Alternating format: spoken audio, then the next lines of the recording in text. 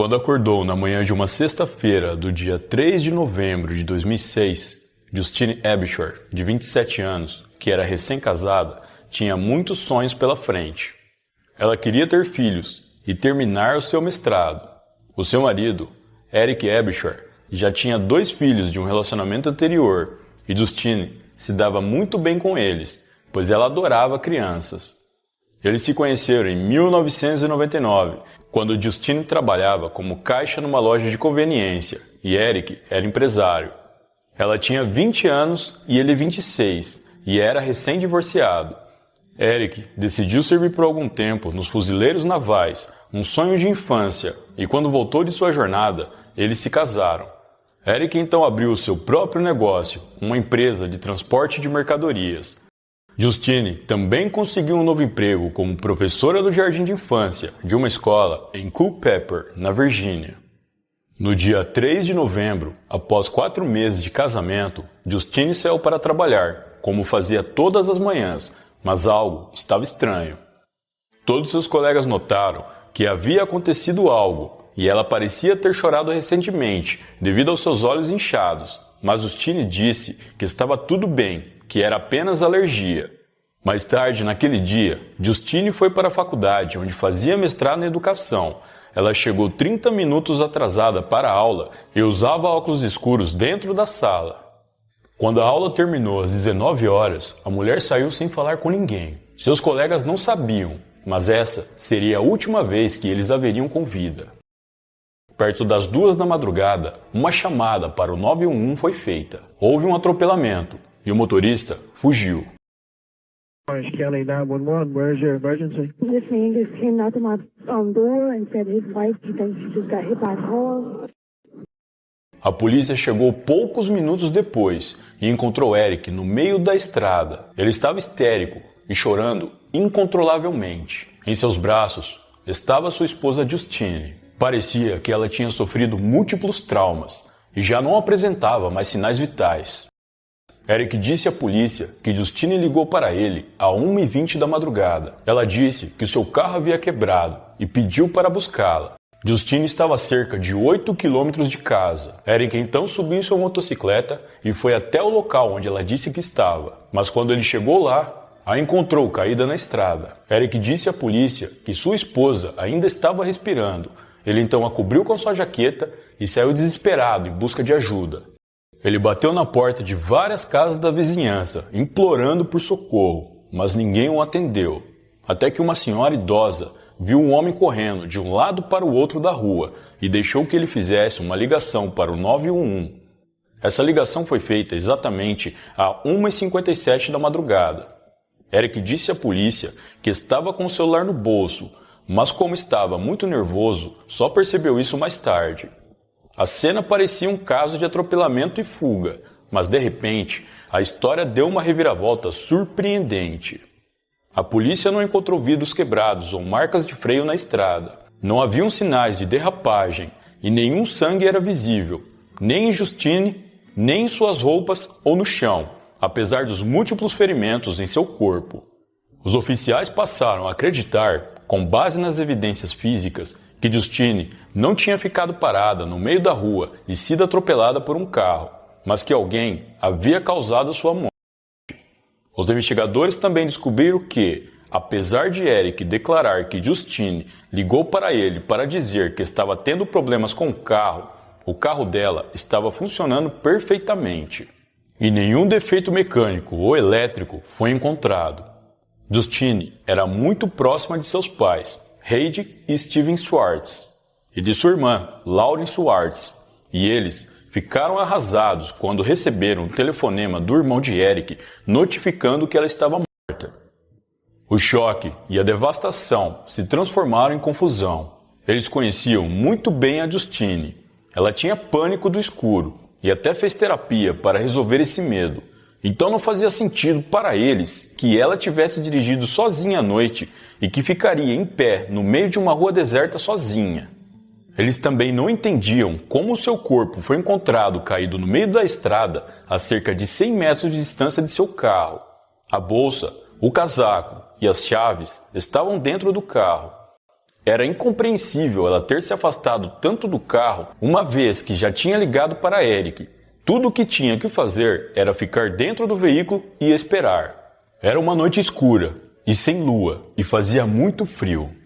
2 dias após o funeral de Justine, as coisas começaram a se encaixar. A mãe da mulher, Heidi, entrou em um restaurante e começou a chorar. Ela havia sido tomada pela emoção. Uma mulher que trabalhava no restaurante perguntou se ela precisava de alguma coisa. Heidi então contou sobre Justine e o que tinha acontecido com sua filha. A mulher disse a Heidi que sua filha não havia sido atropelada, mas sim que ela havia sido morta pelo seu marido. Heidi descobriu que várias pessoas da vizinhança tinham certeza de que Eric era o culpado, mas ela não conseguia entender o porquê e mesmo assim entrou em contato com a polícia, pedindo para que ele fosse investigado. A polícia falou com Eric, perguntando novamente sobre a dinâmica dos acontecimentos daquela noite. Ele disse que estava tudo normal. Justine chegou em casa depois da aula e ele já estava lá. Antes, tinha ido ao hospital visitar a sua mãe, que estava internada. Eles fizeram uma refeição e Eric recebeu um telefonema do hospital, pois a sua mãe havia piorado. Ele disse à polícia que foi ao hospital e ficou lá até às 11h30 da noite, mas ao sair, não foi direto para casa. Em vez disso, foi dar uma volta pela cidade para esfriar sua cabeça. De acordo com Eric, eram 00:30 quando ele chegou em casa. Justine estava acordada e disse que queria conversar com ele. Os dois começaram a discutir, pois segundo ele, Justine não gostava de suas saídas à noite, mesmo para visitar a mãe doente no hospital. O homem falou que não queria discutir e precisava ficar sozinho, e Justine disse que também precisava ficar sozinha. De acordo com Eric, Justine então saiu de casa. Ele afirmou que não ficou preocupado, pois esperava que a esposa voltasse para casa em pouco tempo. Por isso, se sentou no sofá e começou a assistir TV. Na madrugada, ele recebeu um telefonema dela pedindo para buscá-la, pois o carro não ligava. Eric levou cerca de 15 minutos para sair de casa, depois que Justine ligou, e afirmou que a encontrou entre a 1h39 e 1h44. A versão de Eric dos eventos não convenceu a polícia, principalmente devido à falta de evidências na cena do atropelamento e os ferimentos no corpo da mulher. Os investigadores decidiram se aprofundar mais na vida do casal e procurar entender o que realmente havia acontecido. Levaria 4 anos, mas a polícia finalmente conseguiu provas o suficiente para acusar Eric de homicídio. A promotoria levantou a hipótese de que Eric assassinou sua esposa devido a problemas financeiros. Diversas testemunhas foram ouvidas e todas relataram a mudança comportamental da mulher após o casamento.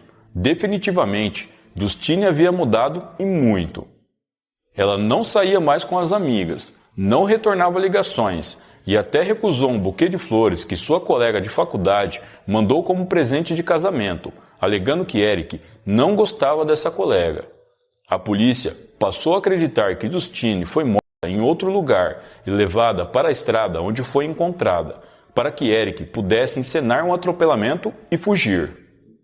Com a morte da esposa, ele receberia $1.500.000 de seguro de vida. A acusação disse ao tribunal que os ferimentos de Justine não eram consistentes com o fato dela ter sido atropelada por um veículo. Ela sofreu 113 traumatismos contundentes em seu corpo. Teve vários ossos quebrados, órgãos lacerados e 23 ferimentos em sua cabeça. No entanto, havia pouco sangue no local. 2 médicos da perícia testemunharam em nome da acusação. Eles disseram que a morte de Justine não foi causada por um atropelamento. Eles acreditam, devido aos ferimentos, que ela foi espancada, sufocada e atropelada depois de já estar morta. O médico que conduziu a autópsia de Justine disse ter encontrado fortes evidências de estrangulamento manual, além de vários hematomas profundos nos músculos do pescoço e hemorragias nos olhos e lábios. Para os médicos, Justine sofreu vários ferimentos internos graves, incluindo pulmões lacerados e machucados, costelas quebradas, pelve quebrada, além de lacerações no braço e fígado. Algumas feridas não sangraram e isso indicava que foram causadas depois que Justine já estava morta. Em seu corpo foi encontrado menos da metade do sangue que deveria ter acumulado no peito e nas cavidades abdominais. Um segundo médico disse que o corpo feminino médio contém cerca de 5 litros de sangue, mas menos de 1 litro foi encontrado no de Justine. Isso não era compatível com a falta de sangue na estrada. Portanto, a mulher foi definitivamente morta em outro local. A ex-mulher de Eric, Alison Crawford, com quem ele teve 2 filhos, testemunhou contra ele. Ela disse que menos de 2 horas antes de Eric ligar para o 911, ele mandou uma mensagem perguntando se ela ainda pensava nele e se algum dia poderiam reatar. Segundo a perícia, Eric fez 43 ligações e mandou várias mensagens de texto para Alison no dia que Justine morreu. O homem disse à ex-mulher que cometeu um erro e se arrependeu de ter se casado com Justine. Outra testemunha, um motorista de ônibus chamado Cecil Roebuck, disse que estava passando pela estrada naquela noite e que não estava familiarizado com o trajeto. Então ele parou o carro e começou a manobrar, pois tinha entrado num beco sem saída e estava quase sem gasolina. Neste momento, Cecil viu um homem e pediu ajuda para levá-lo até o posto de gasolina. Esse homem concordou, mas antes deles chegarem ao posto, ele parou o carro e disse a Cecil que estava ficando sem gasolina e precisava voltar para casa. Então ele pediu para que Cecil descesse e pedisse uma carona de volta. No primeiro momento, Cecil não conectou o incidente com o caso de Justine, até que viu sobre a morte da mulher num programa de TV 2 anos depois. Ele afirmou que o homem que lhe deu carona era Eric, e ele estava dirigindo o carro de sua esposa. O pai de Justine, Steve Schwartz, também testemunhou. Ele disse ao tribunal que sua filha, no momento de sua morte, tinha uma dívida de $85 mil em nome do casal. Representantes da seguradora também testemunharam sobre a apólice que Eric era o beneficiário. Segundo eles, 2 semanas após a morte de Justine, o homem já deu entrada no pedido. Ele solicitou $1.500.000 por acidente de trânsito. Mas como Justine morreu num atropelamento fora de seu carro, a seguradora pagou apenas $100 mil. Eric então contratou uma equipe de advogados e pediu uma revisão, solicitando mais $300 mil, que foi concedida. Ele usou todo o dinheiro para pagar dívidas pessoais e da sua empresa.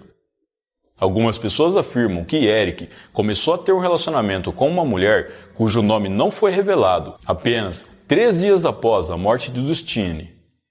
Uma perícia realizada no celular do homem comprovou que ele estava em casa durante todo o período em que afirmou ter ido ao hospital naquela noite, o que lhe daria tempo suficiente de colocar o seu plano macabro em ação, e possivelmente foi ele mesmo quem fez uma ligação para o seu celular usando o telefone da esposa. A ligação durou apenas 15 segundos.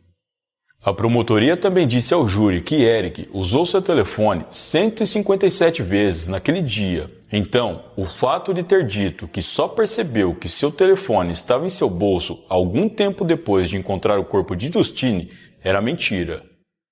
Também foi destacado o fato de Eric ter sido fuzileiro naval, onde recebeu treinamento em reanimação cardiopulmonar e primeiros socorros, mas não fez nenhum esforço para ajudar Justine. Por último, a promotoria revelou que ele tinha um apelido para Justine, encontrado em algumas anotações e mensagens de celular. Ele a chamava de aquela coisa. A defesa do homem continuou alegando atropelamento e o irmão de Eric disse que eles eram um casal feliz.